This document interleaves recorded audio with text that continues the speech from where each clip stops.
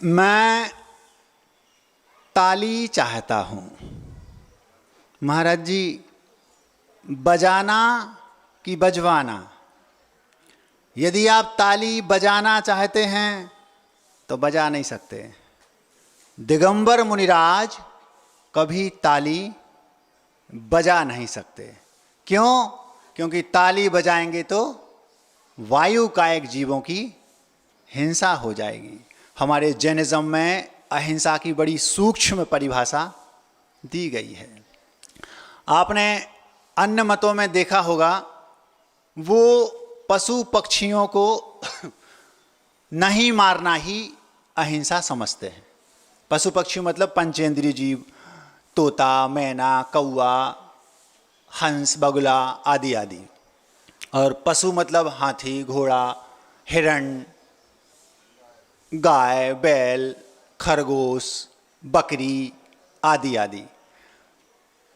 जैनेतरों की जो अहिंसा है वो यहीं तक सीमित है। वो क्या कहते हैं?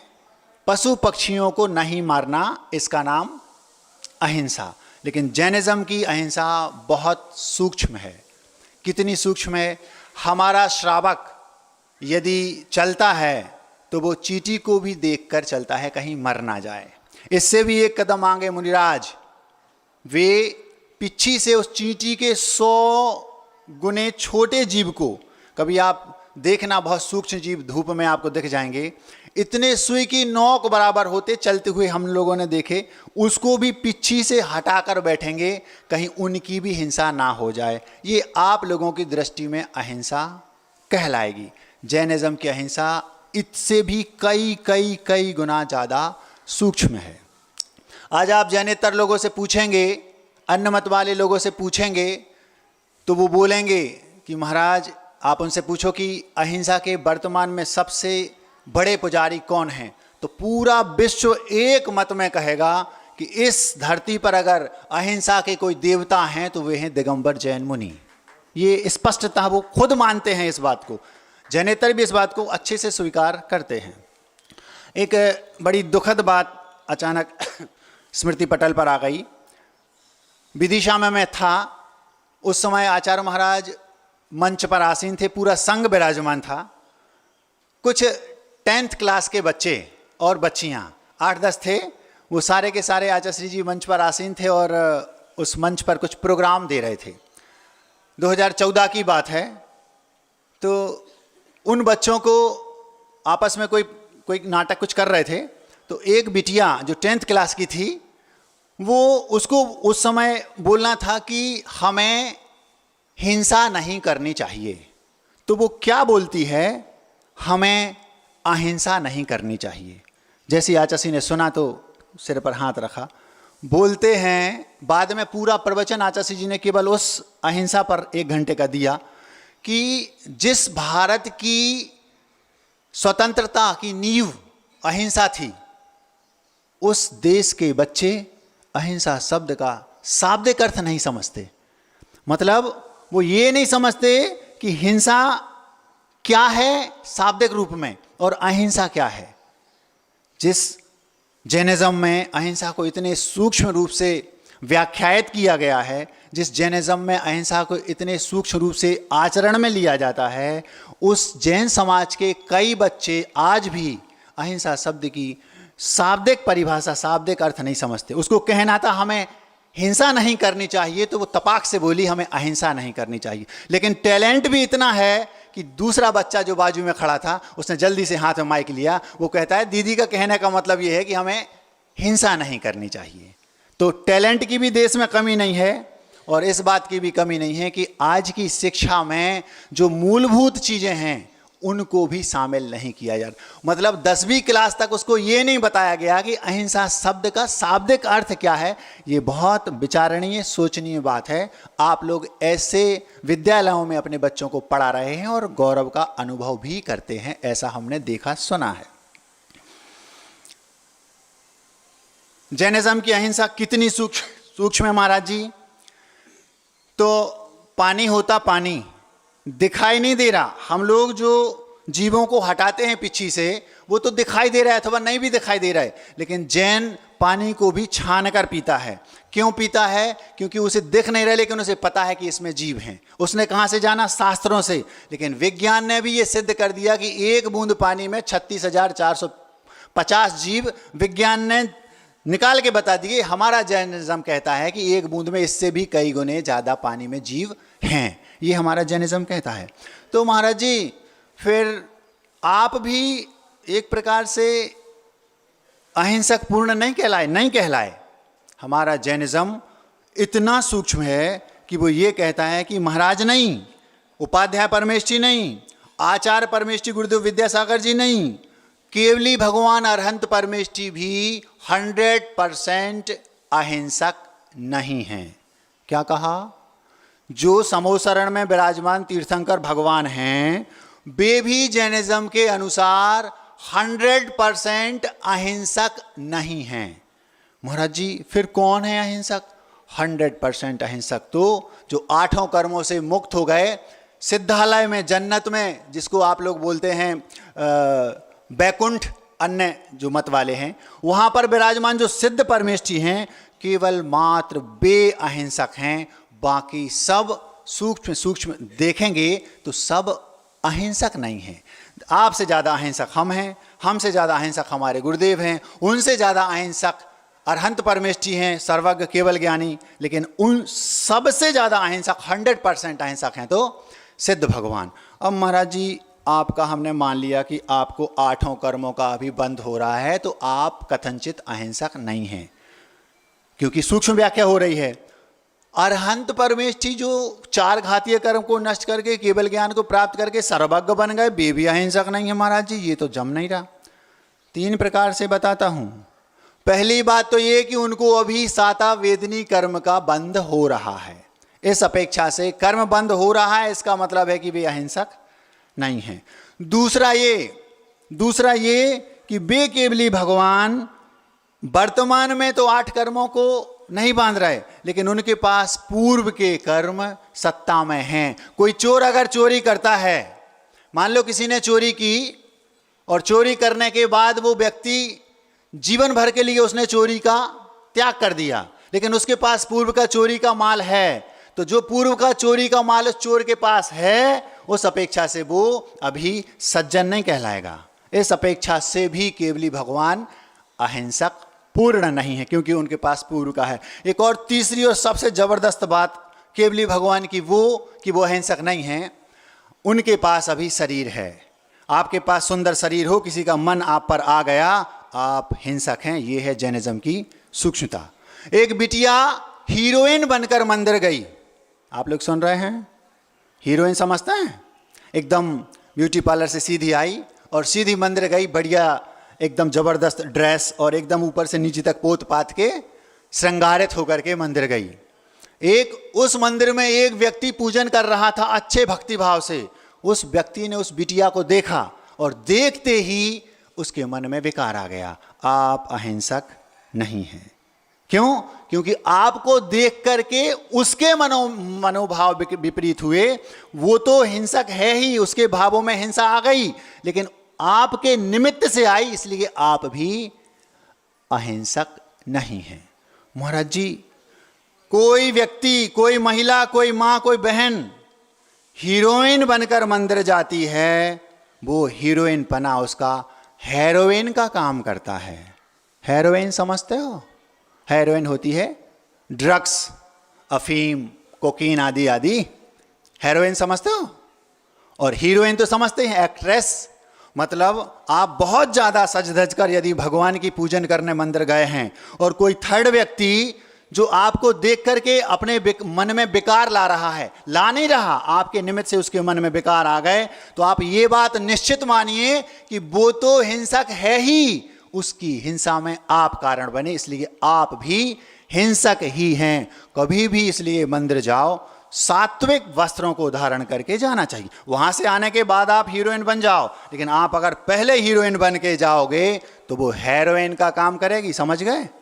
ध्यान रखना। महाराज जी, आप केवली का बता रहे थे, वही तो मैं बता रहा हूं। यदि आप सुंदर हैं, शरीर है, तो दूसरा आप पर प्रभावित हो सकता है। भगवान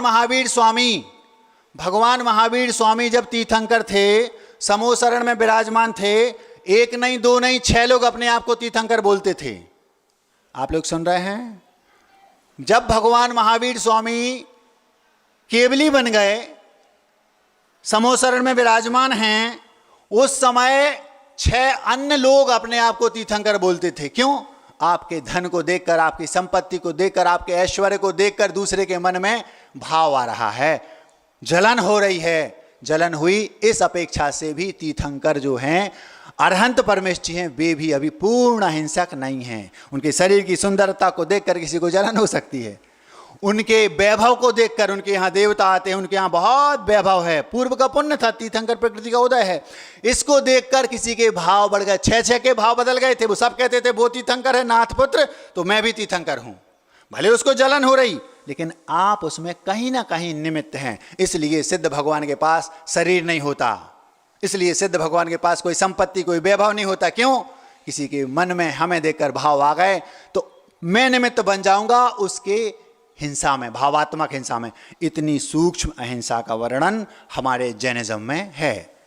गड़िया गुल्ला देखा? गड़िया गुल्ला, गड़िया गुल्ला समझते हो? आचासी उसको बोलते हैं।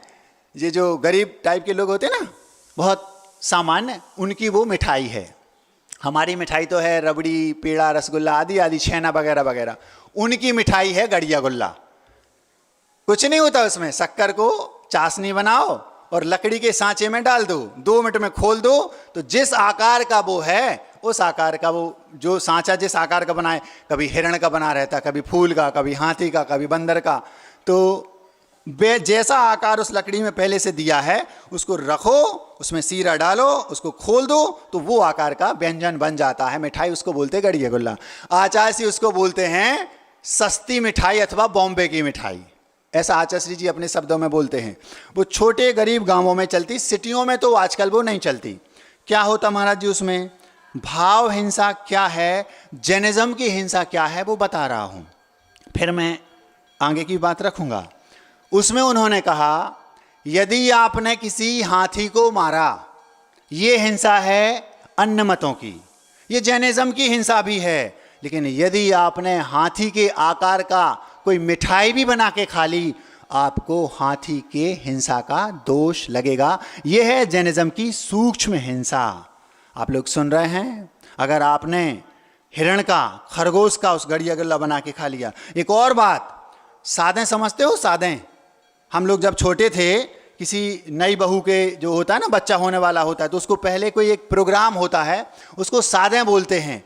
तो हम लोग हैं, महाराज जी बोल रहे हैं गोद भराई, मैं तो नहीं समझता, आप लोग समझते होंगे। हम लोग इन प्रक्रियाओं से थोड़ा दूर रहे ना, तो उस समय मैंने देखा कि सादें बन के आती थी मावा की मिठाई। तो कहीं सेठ जी का रूप बना दिया, कहीं सेठानी का बना दिया। तो पाठशाला में हम लोगों को पाठशाला में पढ़ाने वाली जो माँ थी वो बताती थी, बेटा घर में जाके, सब घरों में जाके बोल दो कि ऐसे रूप चित्र मत बनाना, क्योंकि वो खाएगी तो क्या रख के खाएगी।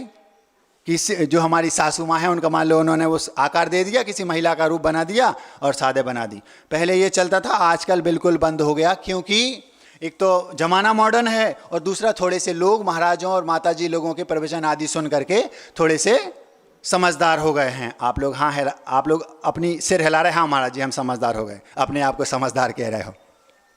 तो ये है जैन दर्शन की अहिंसा। इतनी सूक्ष्म है, भावों में भी आप किसी का हिंसा नहीं कर सकते। भाव आपके भी हो गए तो भी वो हिंसा ही है। वो जो तंदुल मक्ष, एक स्वयंभू रमण द्वीप समुद्र में एक मच्छ रहता है, उसके कान में एक चावल के दाने बराबर एक मच्छ रहता है, और जो बड़ा मच्छ रहता है महामच्छ, वो जब सोता है तो उसका मुंह खुला रहता है। जब उसका मुंह खुला रहता है तो लाखों करोड़ों छोटे बड़े जीव मछलियां उसमें, मगर उसके मुंह में जाते हैं, बाहर निकलते हैं। उसकी सामर्थ्य है, वो सबको खा सकता है, लेकिन उसका मुंह खुला है, वो सो रहा है, एक को भी नहीं खाता। लेकिन जो उसके कान में बैठा चावल के दाने बराबर छोटा सा मच्छ है, वो केवल भाव करता है कि ऐसा मूर्ख है, मैं होता एक को नहीं छोड़ता। सामर्थ्य कितनी है? कान का मल खाता है, एक छोटा सा चावल के दाने बराबर किसको खा पाएगा? लेकिन वो भाव ये करता है, मैं होता तो एक को नहीं छोड़ता। केवल भावों के माध्यम से वो इतनी हिंसा करता है। नियम से 7वें नरक जाता है। ये है भाव हिंसा, ये है हिंसा की जैनिज्म के अनुसार सूक्ष्मता। और बहुत सारी सूक्ष्मता है, लेकिन हम वहीं चलते हैं जहां से आरंभ किया था। मैं ताली चाहता हूं। महाराज जी, बजाना तो आप नहीं चाहते, ये तो आपने बता दिया, तो क्या बजवाना चाहते हैं? हम ना ताली बजा सकते हैं और ना ही ताली बजवा सकते हैं। बजाएंगे तो हिंसा होगी, अकेले बजाएंगे, और बजवाएंगे तो 150 लोग बजाएंगे और ज़्यादा हिंसा हो जाएगी। तो ना हम ताली बजाना चाहते हैं और ना बजवाना, लेकिन हम ताली चाहते हैं। कौन सी? बताते हैं। कई प्रकार की तालियां होती हैं। एक ताली वो होती है, जब हमने देखा होगा छोटे छोटे बच्चे घरों में रहते हैं और हम चाहते हैं कि ये एक्टिव हो, कुछ करे, अथवा किसी को हम चाहते हैं कि ये भी मंच पर जाकर कुछ प्रोग्राम दे, कुछ गाना ही भले भजन गा दे। वो मना कर रहा है, हम ताली बजवाएं, भैया ताली बजाओ, हाँ जी भैया पहुंच रहे हैं ताली बजा के, हाँ जल्दी करो पहुंच जाओ जल्दी। उसको मोटिवेट करने के लिए हम ताली बजाते ताकि वो कैसे भी प्रोत्साहित हो। ये हो गई एक प्रकार की ताली, वो ताली में बजवाना नहीं चाहता। एक और ताली होती है, जो कोई बहुत अच्छा प्रोग्राम किसी ने दे दिया, जैसे उसने बहुत अच्छा किया, हमारा अंतर्मन प्रफुल्लित होता है और हम बिना कहे ताली बजा देते हैं। एक साथ सब ताली बजा देंगे बिना किसी की मोटिवेशनल स्पीच के। हमने सुना, अच्छा लगा, अंदर से भाव हुए, हमने ताली बजा दी। ये हो गई दूसरे प्रकार की ताली। उस ताली की भी बात मैं नहीं कर रहा हूं, मैं बोलता हूं बीच बीच में आप लोग बजाते रहते हैं, आप अपनी मर्जी से, मैं नहीं कहता कि बजाओ। एक और ताली होती है, जो वो जब कोई वक्ता बोल रहा हो और बोलते बोलते श्रोता थक जाते, भैया बंद करो, वो नहीं मानता, तो फिर मजबूरन ताली बजानी पड़ती है। ताली बजा दो मतलब समझ गए। एक बार की बात है, आचार्य श्री जी थे रामटेक में। अब आचार्य श्री जी, रविवार था, बहुत भीड़ थी, खचाखच भरा था। आचार्य महाराज प्रवचन देने के लिए एकदम रेडी थे और सब लोग सुनने के लिए बेताब उनको रहते ही हैं। आज की बात नहीं, ये पुरानी बात है। तो आचार्य श्री जी प्रवचन के लिए रेडी हैं और जनता उनको सुनने के लिए बेताब है, और संचालक महोदय छोड़े नहीं रहे माइक। एक बार 2, 5 मिनट, 10 मिनट हो गए, 15 मिनट हो गए, 20 मिनट हो गए। अब सब हंस रहे, फिर भी वो नहीं मान रहे, क्योंकि उनको ऐसा लगता है भैया ऐसा मौका बार बार नहीं मिलता, गुरुदेव मंच पर हो, इतनी भीड़ हो, फिर पता नहीं माइक मिला नहीं मिला, तो वो सोचते हैं कि बजा लो, बोल लो। जिसको माइक मिल जाता है वो जल्दी नहीं छोड़ता। महाराज जी, आपको भी तो मिल गया, हम भी 1 घंटे के पहले नहीं छोड़ेंगे। क्यों? हालांकि वो जो माइक नहीं छोड़ता, उसका तरीका, उसका कारण अलग है, हमारा अलग है। हम तो डाकिया हैं, डाकिया। डाकिया समझते हो? चिट्ठी यहां की वहां करने वाला। भगवान महावीर स्वामी की डाक है, आपके नाम है, हम तो केवल वहां की डाक आपको दे रहे, इसलिए हम समय नहीं ले रहे आपका। 1 घंटे के लिए हमसे कहा गया है कि आपको 1 घंटे तक तो बोलना ही है, और हमारा ये प्रवचन जो वक्तव्य है ये स्वाध्याय के अंतर्गत आता है, इसलिए हम माइक 1 घंटे तक नहीं छोड़ेंगे। ताली बजाओगे तो भी नहीं छोड़ेंगे।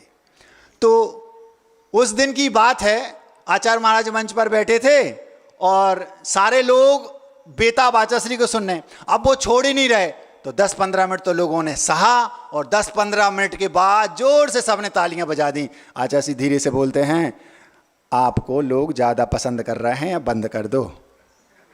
वो संचालक थे, समझ गए कि ये हमारे मुंह को बंद कराने के लिए तालियां बजाई जा रही हैं। ये तीसरे प्रकार की ताली है, वो भी हम प्रासंगिक यहाँ नहीं समझते।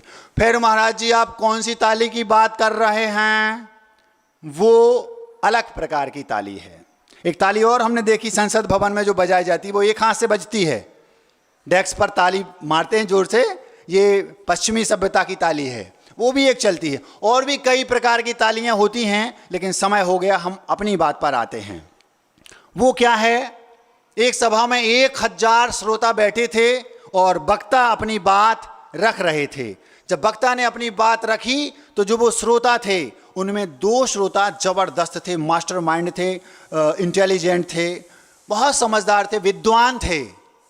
जब उन वक्ता ने अपनी बात रखी तो केवल उन 2 लोगों ने ताली नहीं बजाई, 998 ने ताली बजा दी। मैं इस ताली की भी बात नहीं कर रहा हूं। महाराज जी, पूरी सभा में केवल 2 लोगों ने ताली नहीं बजाई, 3 लोगों को बुरा लगा, अच्छा नहीं लगा। वो 2 श्रोता थे, वो और एक जो वक्ता थे वो, क्योंकि उनकी नज़र तो केवल उन दो बुद्धिजीवी श्रोताओं पर थी जो ताली नहीं बजा रहे थे। कभी कभी ऐसा होता है, वक्ता अपनी बात रख देता है, श्रोताओं को अच्छी लगती है, ताली बजा देता है, लेकिन वो जो दो श्रोता होता है हाई लेवल के, वे समझ देते यार मज़ेदार बात नहीं है। इसका मतलब ये मत समझना कि 998 जो श्रोताओं ने ताली बजा दी तो वे बहुत हाई लेवल के हैं। हो सकता है आपकी बात दमदार ना हो, लेकिन सबने ताली बजा दी, आप फूल गए, हमने बहुत अच्छी बात बोल दी। जरूरी नहीं है, तो फिर क्या जरूरी है महाराज? आप कौन सी ताली की बात मैं कर रहा हूं? दूसरे दिन उसी सभा में वो वक्ता समझ गए कि ये श्रोता जबरदस्त हैं। उन्होंने दूसरे दिन अपनी स्पीच फिर दी। जब स्पीच दी तो वो उन केवल 2 श्रोताओं ने ताली बजाई जो विद्वान थे, एक ने भी ताली नहीं बजाई। विद्वान भी प्रसन्न हो गए और वो जो वक्ता थे वो भी प्रसन्न हो गए, मजा आ गया। 2 मिनट नहीं लगे और उन 2 विद्वानों को देखकर 998 ने अपने आप ताली बजा दी। बात समझ में आ रही है? आप ऐसे बनिए आपकी ताली को देखकर दूसरों को ताली बजाना पड़े। दूसरों को देखकर आप ताली बजाएंगे तो आप अभी उस स्तर के श्रोता, उस स्तर के व्यक्ति नहीं हैं जिस स्तर का वक्तव्य दिया जा रहा है। आप सुन रहे हैं? 2 घटनाएं एक साथ मिक्स करके आपके सामने रखता हूं क्योंकि समय ज़्यादा हो रहा है। अलग अलग रखूंगा तो देर लग जाएगी, आपको समझ में आ जाएगी मैं किस ताली की बात कर रहा हूं। 2 सत्य घटनाएं हैं, दोनों को मिक्स करके एक साथ रख रहा हूं। पति पत्नी थे, बहुत संस्कारित, सम्माननीय, सुशील, सभ्य और बहुत बड़ी रिच फैमिली से रिलेटेड थे। बचपन में वो पाठशाला भी जाया करते थे, मुनिराजों के प्रवचन सुनते थे, अत्यंत धार्मिक थे और धीरे धीरे वो बड़े हुए। इत्तेफाक से उन दोनों का विवाह हो गया। जब दोनों का विवाह हुआ तो विवाह होने के बाद उन दोनों के 2 संतानें हुईं। चूँकि वो जन्म से ही बहुत धार्मिक थे, संस्कारित थे, उनके यहाँ 2 संतानें हुईं, एक बेटा और एक बेटी।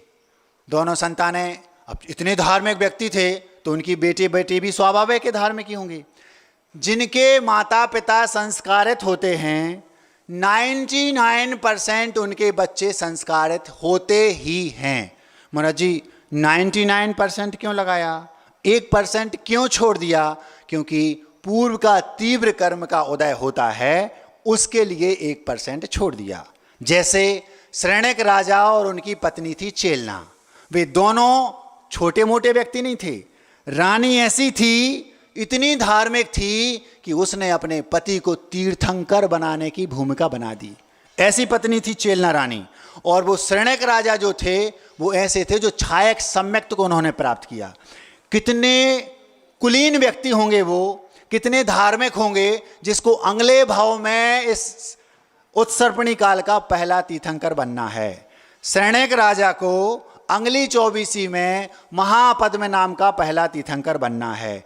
जिसके माता पिता तीर्थंकर बनने वाले हैं वो कितने सात्विक, धार्मिक, उच्च विचारों के होंगे। और जिसकी पत्नी, जिसने अपने पति को तीर्थंकर बनाने की भूमिका बना दी, जिसने अपने पति को छायक सम्यक दृष्टि बनाने की भूमिका बनाई, जो अपने पति को बौद्ध धर्म से जैनिज्म में ले आई और तीर्थंकर बना दिया, वो कैसी होगी पत्नी?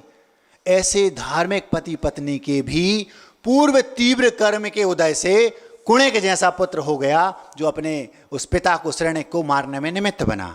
तो 1% इसलिए छोड़ दिया क्योंकि तीव्र पूर्व कर्म का उदय हो उसमें पुरुषार्थ काम नहीं करता। 99% माता पिता यदि संस्कारित हैं तो उनके बच्चे संस्कारित होंगे ही, ये फैक्ट है। 1% उनके लिए छोड़ दिया। वो 99% बच्चों माता पिताओं में से वो 2 आते थे।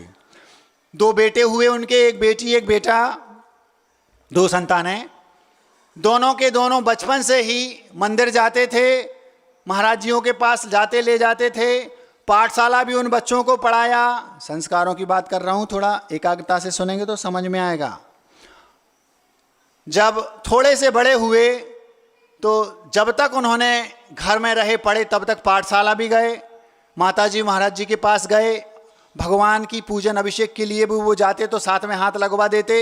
शुरू से बचपन से अत्यंत धार्मिक संस्कार, खान पान भी उनका बहुत सुस्वादु और एकदम सात्विक। ये आचार्य श्री जी का एक हाइको है, खान पान हो संस्कारित शिक्षा से खानदान हो। ये हाइको है। इसका अर्थ है शिक्षा यदि संस्कारित है तो उस शिक्षा से शिक्षित संस्कारित बच्चे, उनका खानदान भी अच्छा संस्कारित होगा और उनका खान पान भी संस्कारित होगा। ये आचार्य श्री जी का हाइको है। उन दोनों बच्चों को अच्छे संस्कार दिए गए, धीरे धीरे वे बच्चे बड़े हुए तो उनको उच्च शिक्षा के लिए उनके माता पिता ने मेट्रो सिटीज़ में एक बहुत बड़ी शिक्षा के एक बहुत बड़े केंद्र में पढ़ने के लिए भेज दिया। उनको वहाँ पर उच्च शिक्षा मिली। शिक्षा मिलने के बाद जब वो और थोड़े से बड़े हुए तो बेटे को विदेश भेज दिया, केवल और उच्च शिक्षा को और डिग्री पाने के लिए। जब उस बेटे को विदेश भेजा, उस बेटे ने पूरी शिक्षा वहाँ पर प्राप्त कर ली, डिग्री भी पा ली और 1.5 खोखा का पैकेज। खोखा समझते हो? खोखा मतलब करोड़। 1.5 खोखा का पैकेज। माता पिता के 2 बेटे को पहले मेट्रो सिटी में भेजा।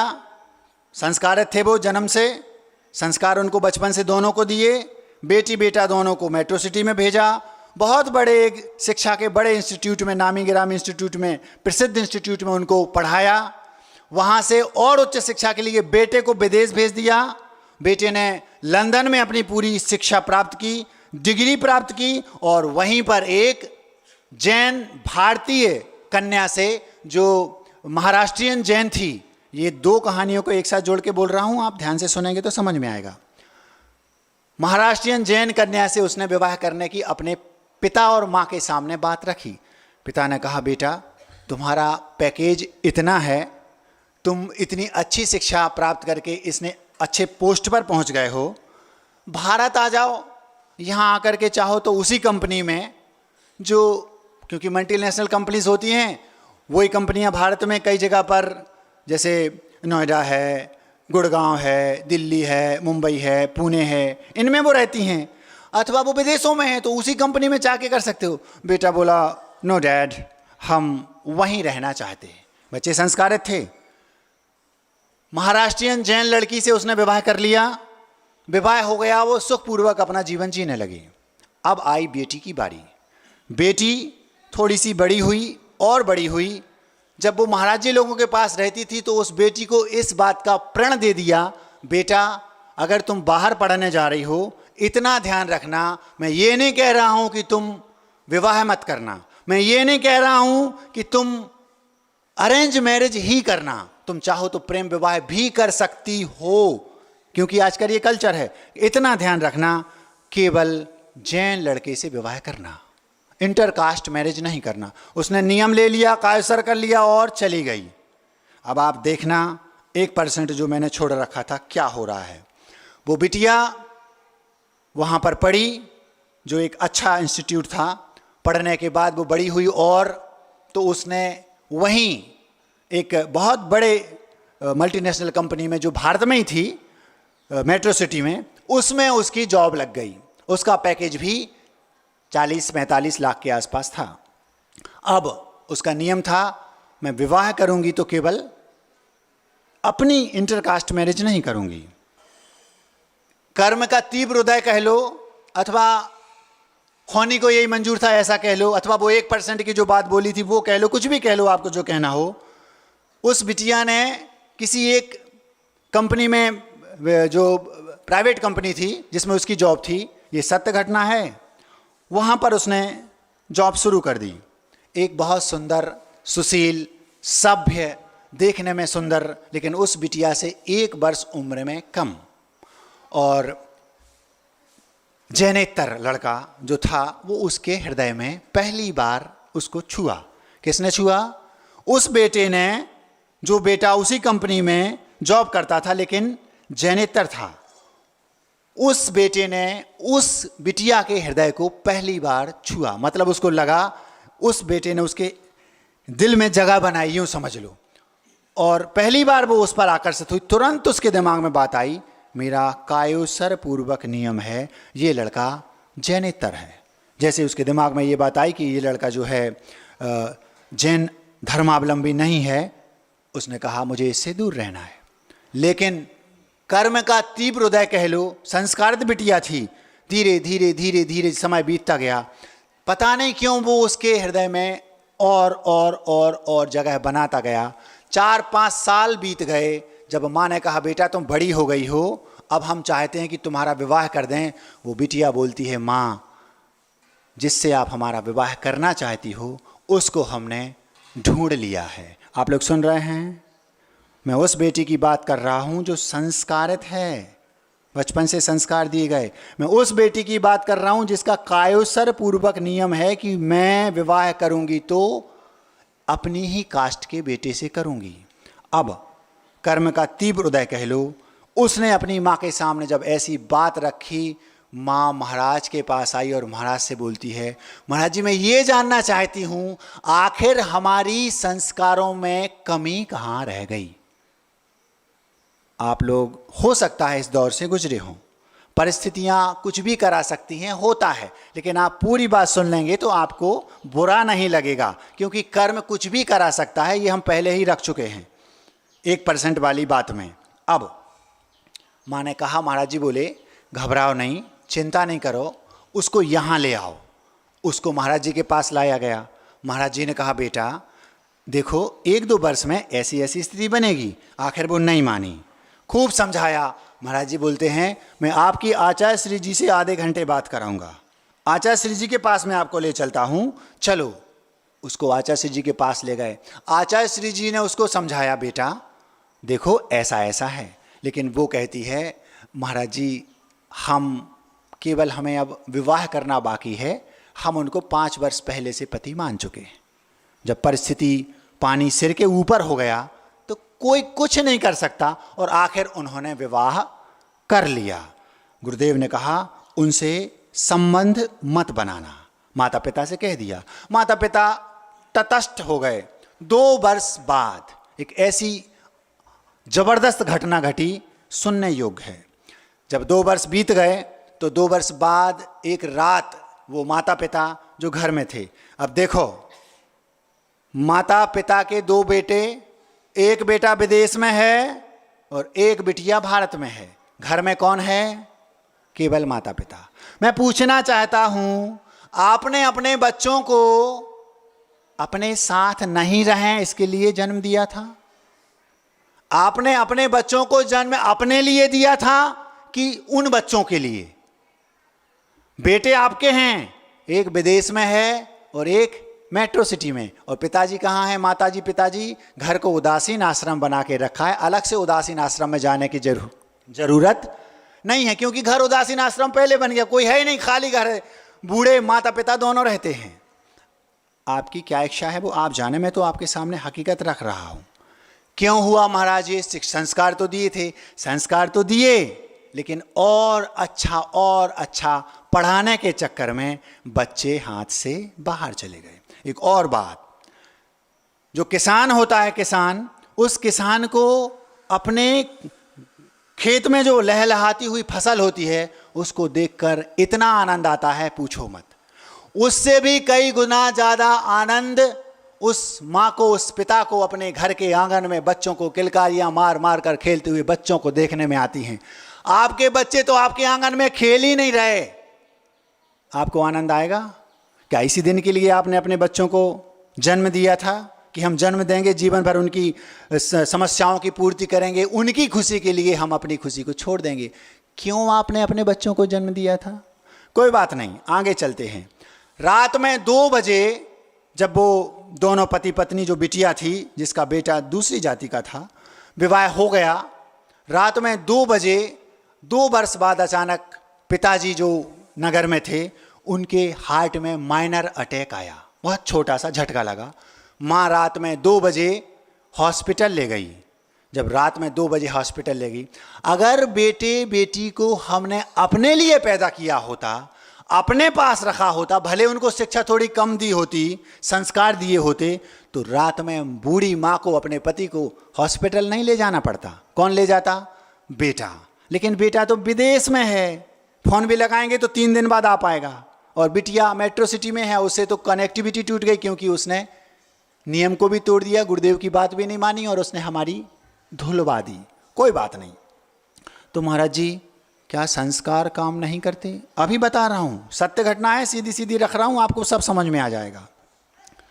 2 बजे रात में जैसे ही वो हॉस्पिटल पहुँची, माँ अपना मोबाइल, हैंडसेट, स्मार्टफोन जो था वो भूल गई घर में।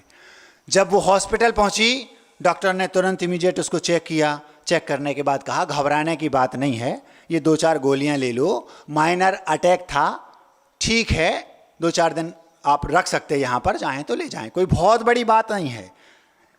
इतना जब हो गया, माँ को लगा बेटा तो दूर है, फिर भी कम से कम कुछ भी है, आखिर है तो अपनी ही बेटी ना, चलो बेटी को फ़ोन लगा देते हैं। माँ के हाथ में फ़ोन नहीं था, मोबाइल हैंडसेट नहीं था। उसने उस हॉस्पिटल के रिसेप्शन में जो एक अमित नाम का लड़का बैठा, नाम मैंने बदल दिया है क्योंकि किसी के नाम लेना अपना ठीक नहीं, अमित नाम का लड़का रिसेप्शन में बैठा था। जो वो कौन था? एक वर्कर, एक नौकर, हॉस्पिटल में काम करने वाला कर्मचारी। उसका हैंडसेट लिया और उससे उसने अपनी बेटी को फ़ोन लगाया रात में 2 बजे। रात में 2 बजे फ़ोन लगाया, बात की 2 साल बाद। उसके पति को पता था कि माँ और इनकी तो बातें नहीं होती। 2 बजे जब माँ ने फ़ोन लगाया, उस बिटिया ने रात में 2 बजे बात की। माँ ने कहा पिताजी को ऐसा ऐसा हो गया था, और 2-5 मिनट बात की, रोने भी लगी, आंसू भी आ गए उसके कि माँ ने 2 साल बाद कम से कम बात तो की। उसने फ़ोन कट कर दिया। इतने में पति ने देख लिया, ये मेरी पत्नी रात में 2 बजे किसी से बात कर रही थी। पूछा कौन था? बोली माँ। समझ गई। पहली बात तो माँ और पिताजी ने तुमसे कनेक्टिविटी तोड़ दी है, वो तो हो ही नहीं सकती, माँ पिताजी तो हो नहीं सकते। झूठ बोल रही है। उसने किसी से कुछ नहीं कहा। उस पत्नी से बोलता है जाओ 1 गिलास पानी लेके आओ, मुझे प्यास लगी है। जितने में वो पानी लेने किचन में गई, उतने में उसने उसका मोबाइल नंबर देखा। ये तो किसी और का नंबर है, माँ का नंबर तो है ही नहीं। पहले एक शक हुआ कि ये झूठ बोल रही है क्योंकि माँ बात कर नहीं सकती, क्योंकि बातें नहीं करती, 2 साल हो गए। दूसरा शक उसका और बढ़ गया जब उसने कहा माँ से बात की, माँ का नंबर ही नहीं है। तीसरा और क्या हुआ, वो सुबह उठा, रात भर नहीं सोया। उसने सोचा मेरी पत्नी किसी और से बात करती है। दूरियां रात से उसी दिन से बढ़ने लगी।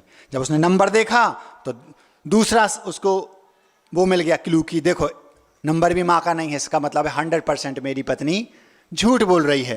फिर और एक कदम आगे, जब सुबह उसने उस नंबर पर मौका पाकर के नंबर पता किया और डायल किया तो पता चला। पूछा कौन?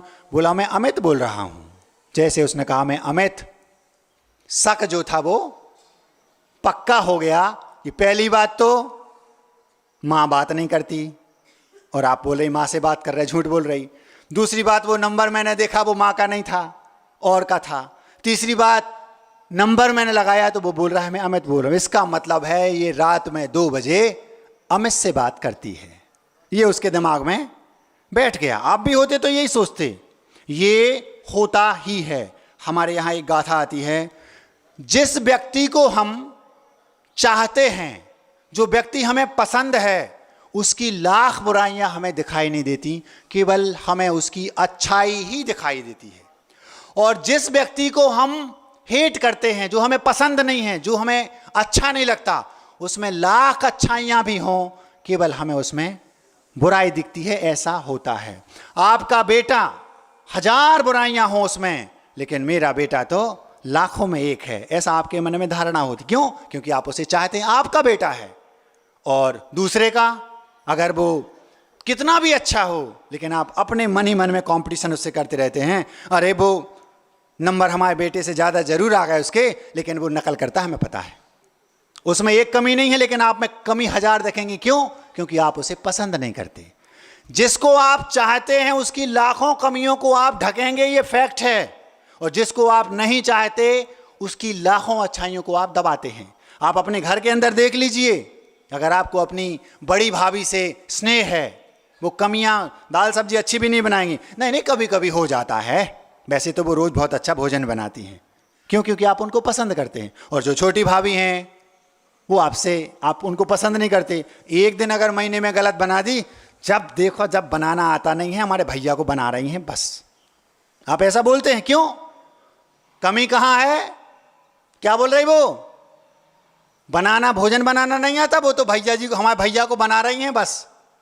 बनाना कई प्रकार का होता है, भोजन बनाना और एक केवल बनाना, उल्लू बनाना, समझते हो? क्या बोली वो?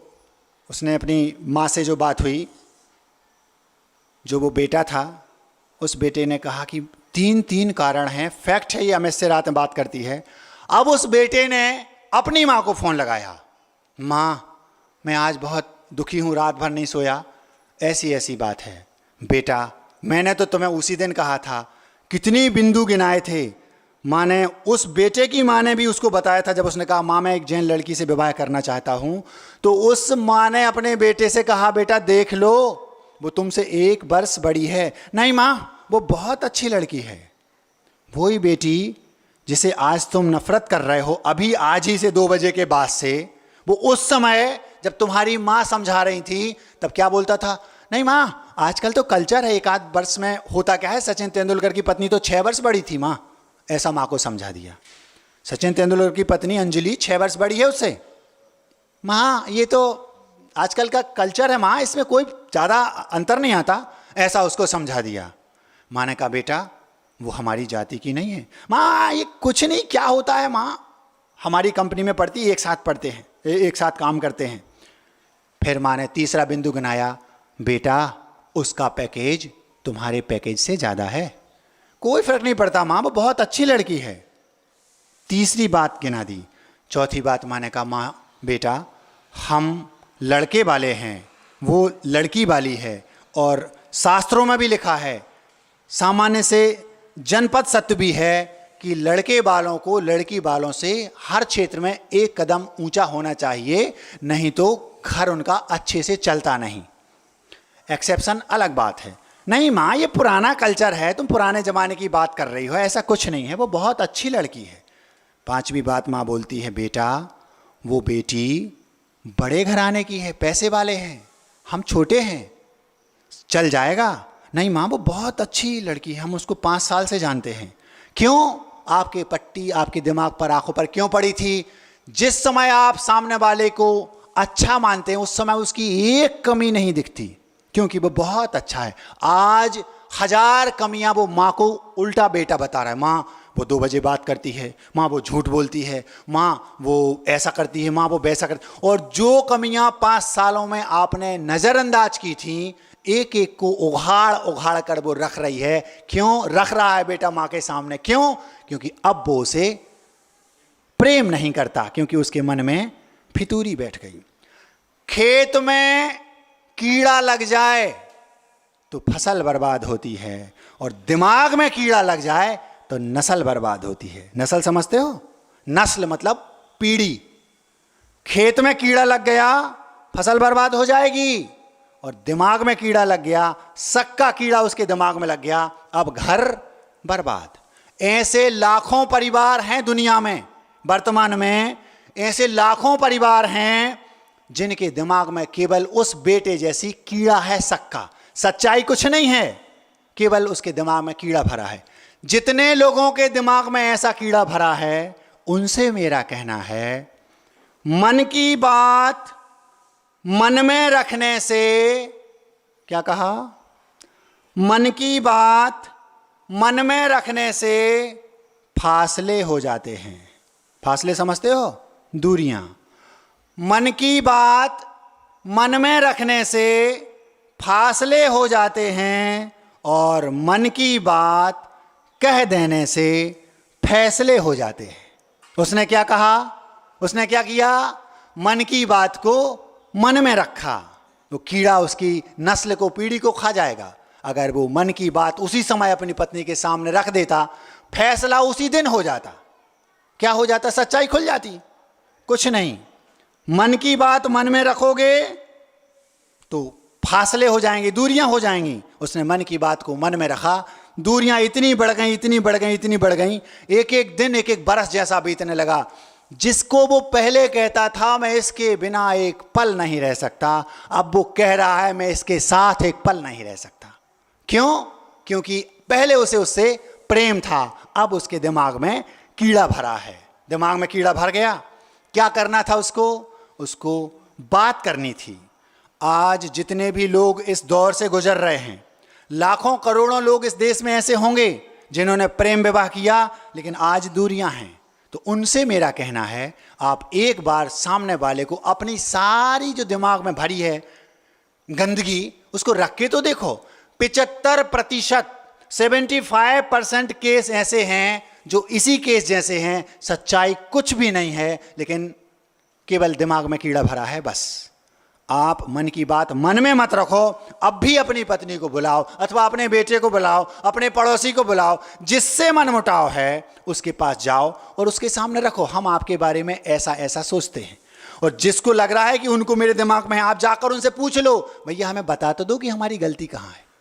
उस पत्नी ने देखा धीरे धीरे धीरे धीरे दूरियां बढ़ती जा रही हैं।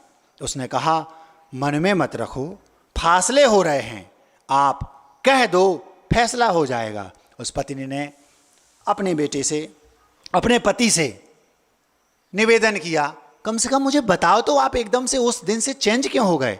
उसने कहा, तुम उस दिन किससे बात कर रही थी? मैंने बता तो दिया था कि मैं अपनी माँ से बात कर रही हूँ। झूठ बोलती हो तुम, तुम्हारी माँ का नंबर नहीं था वो। ये तो मुझे नहीं पता।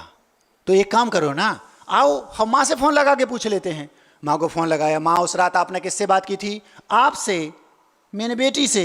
स्पीकर चालू कर लिया, सुना, माँ ने मुझसे बात की थी, पर वो नंबर तो नहीं था। माँ किसके नंबर से की थी? बेटा मैं भूल गई थी अपना हैंडसेट घर पे।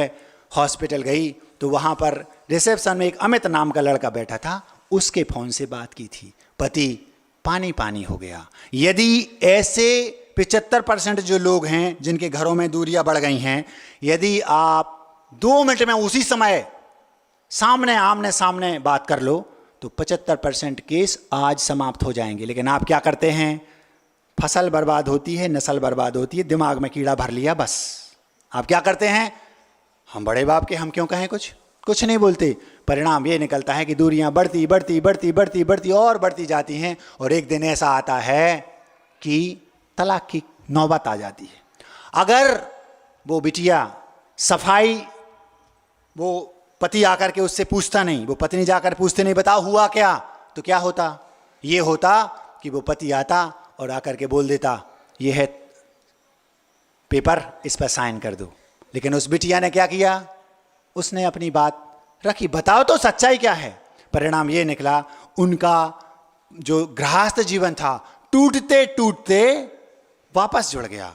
अब वो माँ जो पूछती थी, माँ महाराज जी संस्कारों का क्या हुआ?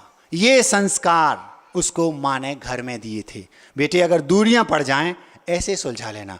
आज की बेटी होती, मैं क्या कम हूं, तो मुझसे बात नहीं करना चाहते तो मैं भी नहीं करना चाहती। वो पेपर लाता साइन करने, खट से कर देती गुस्से में, क्यों, मैं छोटे बाप की थोड़ी हूं।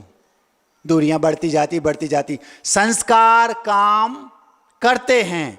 आपके बेटों को, आपकी बेटी को आपने संस्कारित करके भेजा, भले भी वो बाहर चले जाएं, विदेश में भी चले जाएं, लेकिन संस्कार काम करते हैं। इसलिए ये शिक्षा पहले लो, हमें अपने बच्चों को शुरू से, जन्म से, छोटी उम्र में ही संस्कार तो देना ही है। अगर उनकी गाड़ी पटरी से मान लो उतर भी गई तो भी वो संस्कार काम करेंगे। यदि वो पति पेपर लेके आ जाता और कहता साइन करो, तो वो पत्नी क्या बोली? वो बोली, मुझे पता था आपकी गतिविधियों से, मुझे ऐसा लग रहा था कि आप एक दिन मेरे सामने पेपर लेके आते, मैंने उत्तर पहले सोच लिया था। मैं ये कहती आपसे कि आप किसी दूसरे को, क्योंकि आप पेपर लाए इसका मतलब किसी दूसरे से एंगेज हैं।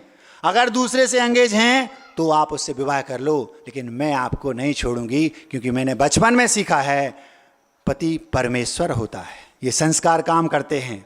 उस पति की आंखों में आंसू आ गए। वो कहता है, मैं तुम्हें गलत कैसे समझ बैठा। वो बोलती, एक बार मुझसे पूछते तो, एक बार आपने मुझसे पूछा तो होता कि आखिर सच्चाई क्या है। लेकिन उसने पूछा नहीं और उसके प्रति गलत फहमियाँ बढ़ाती बढ़ाती चली गई। अगर वो संस्कार उस बिटिया के पास नहीं होते तो क्या उसका घर बच पाता? संस्कार काम करते हैं।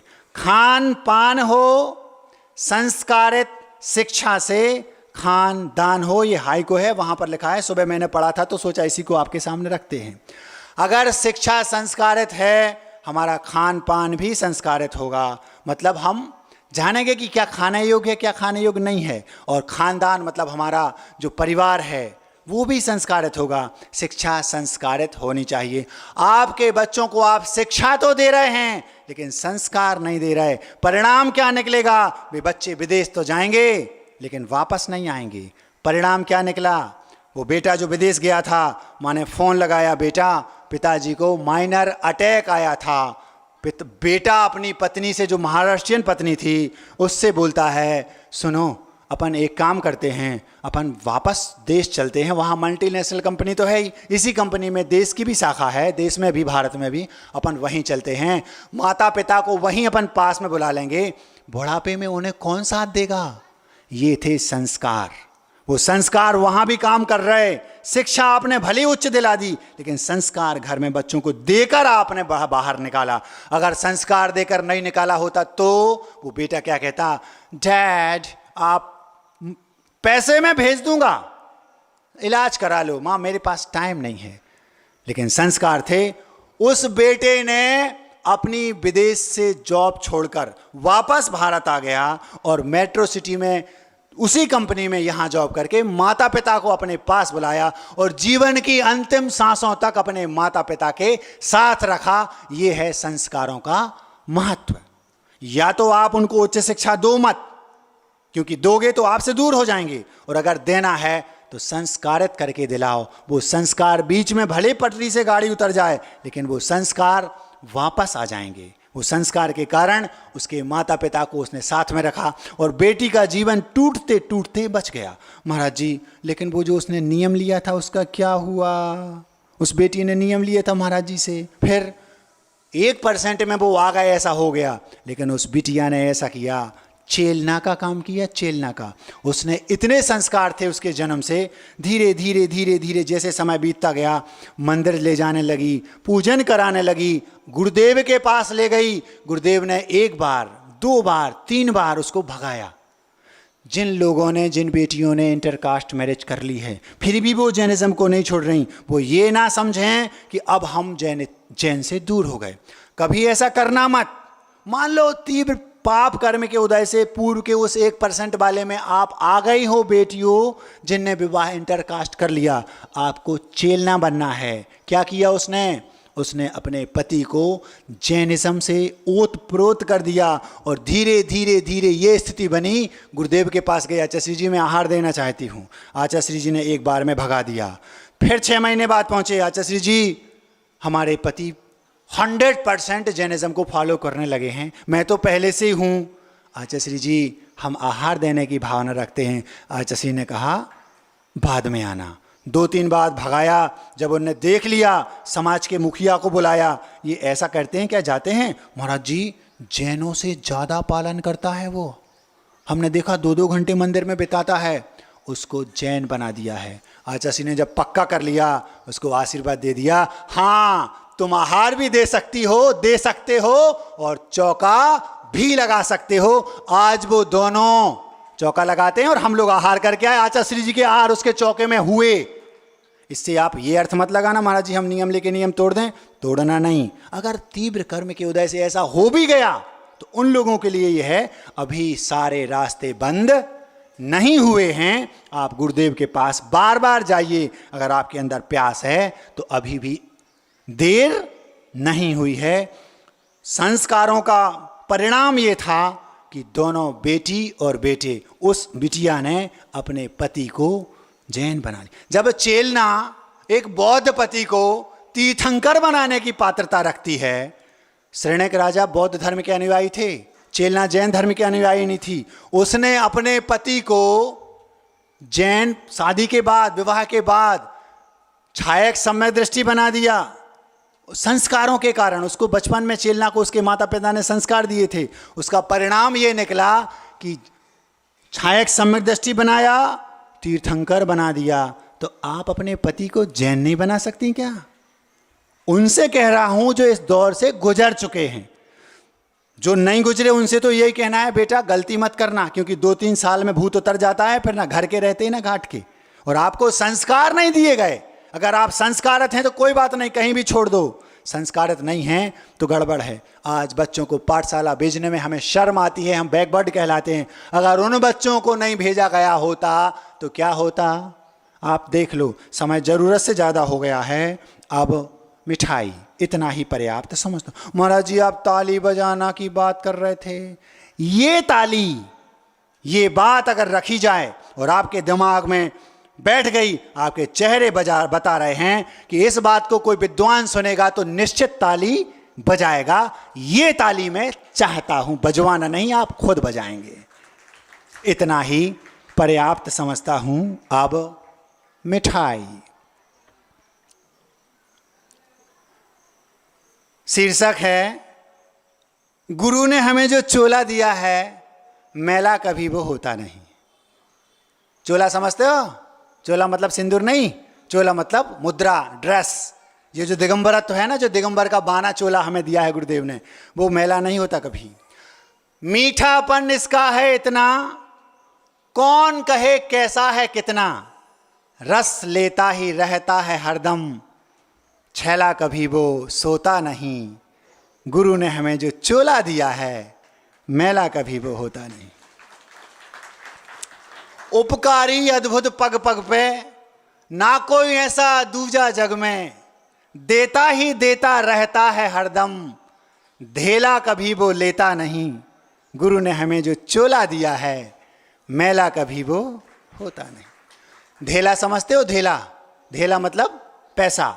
ये जो दिगंबरत्व है 100% नो मेंटेनेंस, कोई मेंटेनेंस खर्च इसमें नहीं है, कुछ नहीं लेता, केवल देता रहता है, देता रहता है, देता रहता है। आपको हम दे रहे और हमें तो ये प्रति समय असंख्यात गुणी निर्जरा करा रहा है। अंतर मुहूर्त जब भाव हुए तब, पूरे जीवन पर्यंत नहीं हो पाती। उपकारी अद्भुत पग पग पे, ना कोई ऐसा दूजा जग में, देता ही देता रहता है हरदम, धेला कभी वो लेता नहीं है। गुरु ने हमें जो चोला दिया है मैला कभी वो होता नहीं है। खुशबू इसकी अजब अनोखी, सारे जहां में सबसे चोखी, मुख पे सदा मुस्कान महकती, भोला कभी वो रोता नहीं है। गुरु ने हमें जो चोला दिया है मैला कभी वो होता नहीं। निर्मलता इसकी इतनी है, निर्मलता मतलब ये इतना निर्मल है, 24 घंटे हम जब भी चाहें तब भगवान के तुरंत जाएं, छू लें। आपको भगवान के चरण छूना है तो नहाना पड़ेगा, शुद्धि के वस्त्र पहनने पड़ेंगे, फिर छू सकते हो, हाथ धोना पड़ेंगे, हमें कुछ नहीं करना। 24 घंटे जब चाहो भगवान को छू लो। निर्मलता इसकी इतनी है, उपमा किसकी दूं कितनी है, कोई भी आकर कितना भी छू ले, सोला कभी वो खोता नहीं है। गुरु ने हमें जो चोला दिया है मैला कभी वो होता नहीं है। महिमा इसकी कैसे मैं गाऊं, वैसे शब्द कहां से लाऊं।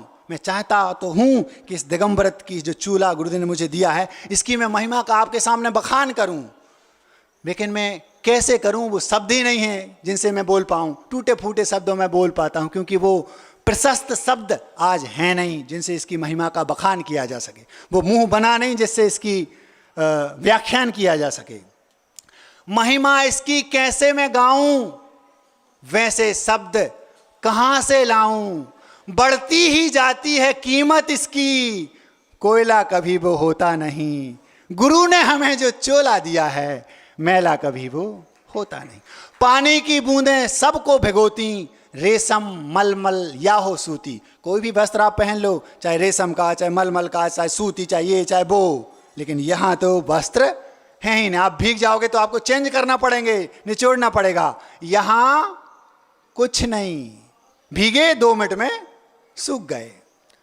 पानी की बूंदें सबको भिगोती, रेशम मलमल या हो सूती, कितनी भी बारिश तूफान आए, गीला कभी ये होता नहीं। गुरु ने हमें जो चोला दिया है मैला कभी वो होता नहीं।